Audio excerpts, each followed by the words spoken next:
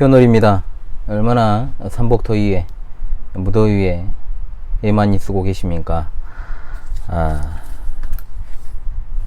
이번에 이제 강의할 주제는 사형리 전도법에 관한 것입니다. 과연 성경에 근거한 것인가? 지난번 현대 방언 과연 성경에 근거한 것인가? 이어서 성경에 근거한 것인가? 라는 두 번째 시리즈의 주제가 되겠습니다. 한 번 정도의 강의를 통해서 다루려고 했지만 글을 쓰다 보니까 조금 더 길어진 측면이 있습니다. 그래서 한번 3번 정도의 강의를 통해서 이 주제를 다루면 적당하지 않을까 생각을 해보게 됩니다. 이번 이 시간을 통하여서 이번 강의를 통해서도 여러분들에게 티끌만한 도움이라도 되기를 바라는 심정으로 이 강의를 진행을 할까 합니다. 사형리는 너무나도 잘 알려져 있는 기독교의 보편적인 전도 방법론 중에 하나지요. 방법론이라고 하기에도 뭐하고 거의 대부분 사형리 전도를 접해보지 않으신 기독교인도 없을 것이고 또 기독교인이 아닐지라도 많은 사람들로부터 이 사형리 전도지를 이제 받은 경험들이 있으실 줄로 압니다. 자, 사형리 전도법의 유래는 대학생 선교단체인 CCC의 창시자 빌 브라이트가 만든 것입니다. 그래서 4가지 원리를 가지고 전도를 한다 해서 사형리다 이렇게 부릅니다. 너무나도 많은 교회들이 앞다투어서 사형리 전도법을 가지고 전도를 하고 있고 지금도 교회마다 이 사형리를 살짝 각색해서 사용하긴 하지만 대체적으로 빌 브라이트가 만든 이 사형리의 기본 틀에서는 벗어나지 않은 채 그대로 사용을 하고 있습니다. 따라서 교회가 사형리로 전도하는 것은 너무나 당연시 되고 있는 현실이고 또 그렇게 하는 것이 옳은 것이 되어버린 상황이라고 할 수 있겠죠. 저는 이 강의를 통해서 사형리가 과연 성경에 근거한 전도법인가 이것을 이제 고찰하고 그렇다면 자연스럽게 도출되는 결론은 그것일 것입니다. 무엇을 전도하고 무엇을 가르쳐야 될 것인가 여기에 대해서도 이 사형리를 다루면서 틈틈이 논하고자 합니다. 부족한 이 사람의 강의를 들으시고 티끌만큼이라도 다시금 말씀을 드립니다. 도움이 되신다면 그것으로 저는 하나님께 영광입니다. 자, 제1원리가 이제 사형리 제1원리를 한번 살펴보도록 하죠. 제1원리는 이렇습니다. 하나님은 당신을 사랑하시며 당신을 위한 놀라운 계획을 갖고 계십니다. 라는 것이 바로 제1원리입니다. 너무나도 잘 알려진 노래, 당신은 사랑받기 위해 태어난 사람. 이 노래는 복음송이 아닙니다. 우리가 착각하면 안 됩니다. 이 노래말을 통해서도 이 하나님의 사랑이라는 원리, 이 원리는 대다수의 복음주의를 표방한다는 교회들에서 나타나는 특징입니다. 전도라는 것, 즉 복음의 길을 소개하는 것이죠. 그리고 구원의 길을 가르치는 것이고 예수 그리스도의 길을 전하는 것이 바로 복음입니다. 전도입니다. 이 길을 전하는 것에 있어서 하나님이 당신을 사랑한다는 원리로부터 사형리는 출발합니다. 제1원리라 그렇다는 거죠. 그런데 단도직입적으로 말씀을 드리면 이것 자체가 인본주의적인 원리라는 것을 알아야 됩니다.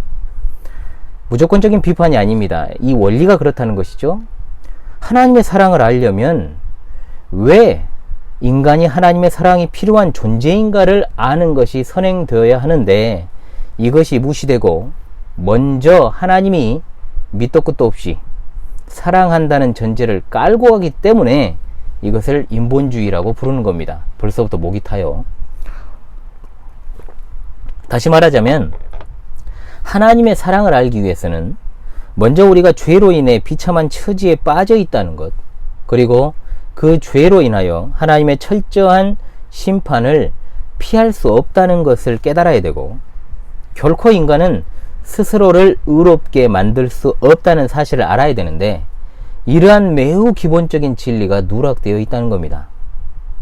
다시 말하면 당신은 사랑받기 위해 태어난 사람이 아니라 당신은 사랑받을 수 없는 상태에 있는 사람이라는 것, 즉 끔찍한 죄인이고 따라서 죄 용서함이 없이는 결코 사랑을 회복할 수 없다는 사실을 알아야 한다는 겁니다.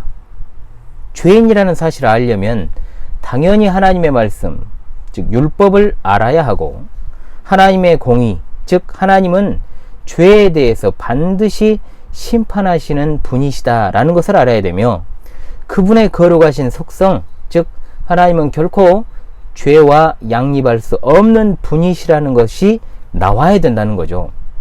그리고 하나님께서 우리의 죄를 그리스도께 전가시키심으로 예수 그리스도는 죄가 없으시지만 우리 때문에 죄를 당하시고 십자가에 달려 죽으심으로 말미암아 하나님과 우리 사이가 화목하게 되었다는 사실을 알아야 비로소 하나님의 사랑을 이야기할 수 있는 것입니다.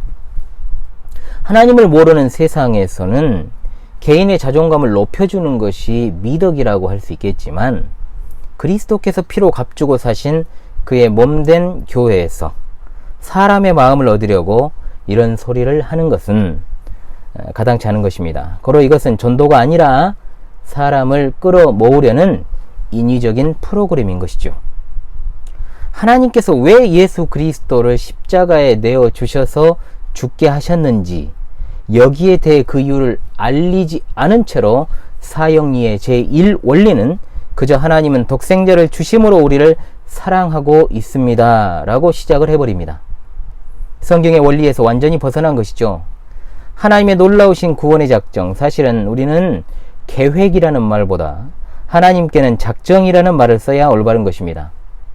하나님의 구원의 작정을 성경적으로 말하려면 당연히 인간이 범죄하여 타락한 후에 죄인 가운데 일부를 구원하시기로 하신 하나님의 역사, 사역을 말해야 옳지 않겠습니까? 그런데 마치 원래 하나님이 풍요로운 삶을 많이 이렇게 마련해 놓으셨는데 인간들이 방법을 몰라 그것을 누리지 못하고 있다라는 식으로 이야기를 해요. 이것은 마치 동네 매장에서 장사꾼들이 물건 팔아먹되 써먹는 호객 행위와 별반 다를 것이 없습니다. 굉장히 닮아 있습니다. 복음을 왜곡시키고 있다는 것이죠. 요한복음 3장 1절로 10절을 우리는 다시금 떠올리고 상고해야 할 것입니다. 예수님은 말씀하시기를 하나님 나라는 거듭나야 들어가는 나라라고 말씀하고 계십니다. 우리가 어린 시절부터 배웠던 누구나 대한민국인이라면 주일학교에 갔다면 들어봤을 노래, 돈으로도 못 가요 하나님 나라. 어린이 찬송에 지금도 나와 있는 내용 아닙니까? 돈으로도 힘으로도 벼슬로도 지식으로도 어여뻐도 마음 착해도 못 가는 나라. 한마디로 말하면 인간이 어떠한 수단과 방법을 사용한다고 할지라도 하나님 나라는 들어갈 수가 없다는 것이죠. 거듭나야만 믿음으로 가는 나라, 그 나라가 바로 하나님 나라다. 이 찬송에 분명히 명시가 되어 있습니다. 자, 거듭난다는 말이 뭡니까? 중생 아닙니까? 한자어로. 자, 다시 태어남입니다. 새롭게 태어난다라고 해서 한자어로 신생이라고도 부릅니다. 죄인이기 때문에 하나님 나라를 못 들어갑니다. 따라서 하나님의 은혜로 위로부터 다시 태어나야 한다 이 말이죠. 이것이 바로 여러분 예수님의 전도 아닙니까? 거듭나지 못하면 하나님 나라에 들어갈 수 없다는 것이 바로 이것입니다. 사형리에 물들어 있는 우리가 복음을 제시할 때 자칫 범할 수 있는 오류가 이거라 이 말입니다. 행복의 길이 여기 있다. 행복의 길이 여기 있어요. 그런데 너는 왜 이 길로 가지 않고 저 길로 가느냐? 알아야 면장이라도 해먹는 법이다 라는 식으로 어떤 인간의 위로, 평안, 행복, 만족 이런 것에만 관심을 갖게 하고 하나님을 영화롭게 하고 영원토록 그를 즐거워한다라고 하는 본래의 인간의 목적에는 관심을 가지 못하도록 하는 것, 이것은 복음 제시가 아니라 오히려 복음을 막는 행위라는 것을 잊지 말아야 할 것입니다. 저는 이것을 복음과 반대되는 말로 원래의 소리를 방해한다라는 뜻을 가진 한자어 잡음이라고 부릅니다. 그래서 복음 전도가 어려운 것입니다. 막말로 당신은 사랑받기 위해 태어난 정말로 예쁘고 잘생기고 멋진 사람인데 더 예뻐지고 더 멋져질 수 있고 정말로 더 탁월한 삶을 살아갈 수 있는데 한번 와보실래요? 라고 하는 것과 당신은 죄와 사망의 구렁텅이에 빠져있는 참으로 불쌍한 인생이요 더럽기가 한량 없구려 회개하시오 천국이 가까이 왔소 이렇게 하는 것 여러분 무엇이 사람을 불편하지 않게 하겠습니까? 당연히 전자 아닙니까? 그러나 우리는 물건을 파는 사람들이 아니라 두렵고 떨리는 마음으로 유일무이한 생명의 복음을 전하는 사람들입니다. 자, 1월 1일 여기서 이렇게 설명을 했습니다. 1원리만 설명을 하고 서론인데도 벌써 10분이 지나가요.